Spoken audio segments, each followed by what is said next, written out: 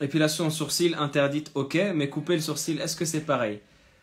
On va revenir sur ce sujet polémique, mais dans la majorité des écoles, l'épilation des sourcils n'est pas interdite.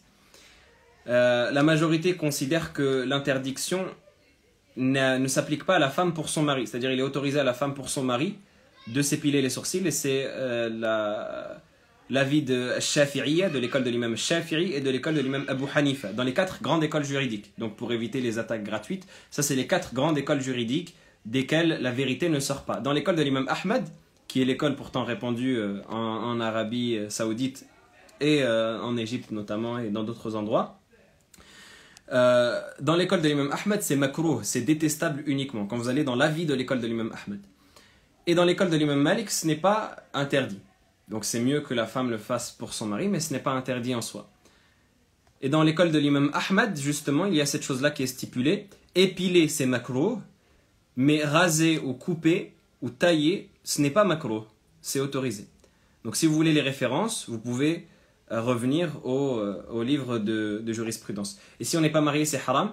Ce qui est stipulé dans l'école de l'imam Malik, c'est que c'est dans l'absolu, parce qu'il considère que l'interdiction qui est mentionnée dans le hadith du prophète sallallahu alayhi wa sallam, qui est rapporté par Ibn Mas'ud, où le prophète sallallahu alayhi wa sallam a dit « La'anallahu an-namisa wal-mutanammisa » Allah a maudit celle qui s'épile et celle qui l'épile. Ici, le hadith du prophète sallallahu alayhi wa sallam concerne la femme pour qui il est interdit de s'embellir, comme la femme qui est dans une période de viduité. La femme qui est dans une période de viduité, elle ne doit pas s'embellir.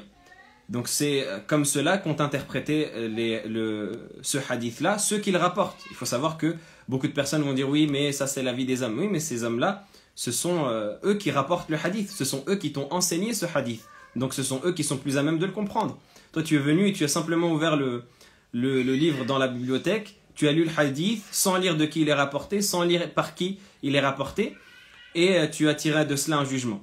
Et tu oublies que ce hadith-là, duquel tu tires un jugement, eh bien, il a été rapporté par ces savants-là que tu critiques ensuite dans leur avis. Et qui est plus à même de comprendre un hadith? Celui qui le rapporte ou celui qui l'a trouvé ensuite dans un livre sans le comprendre, en lisant la traduction, en lisant simplement n'importe quel ouvrage ou n'importe quel blog ou site sur Internet? Donc il faut avoir un peu de respect envers le patrimoine de nos savants.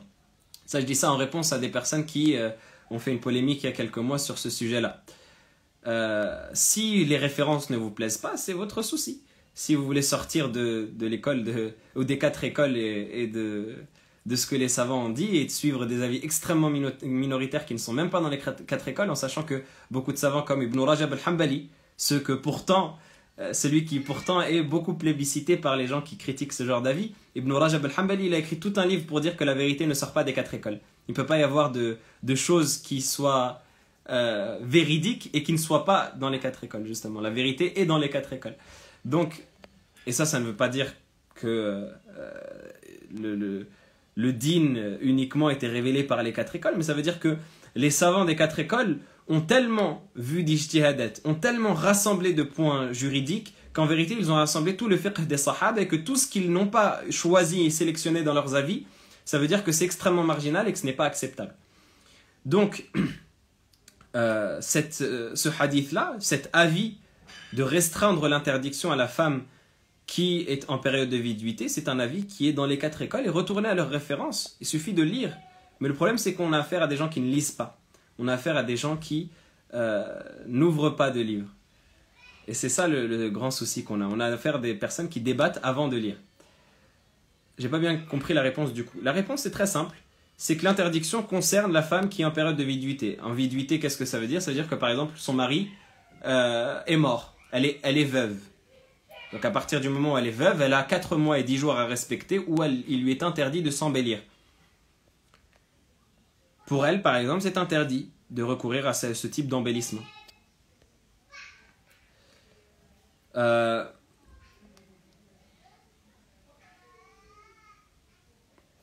En gros, les femmes maudites sont les femmes célibataires, veuves, etc. qui s'épilent. Célibataires concernant Shafi'i et Al-Ahnaf. La femme mariée peut s'épiler si c'est pour son mari, si c'est pour s'embellir pour lui, exactement. Je reprends les questions.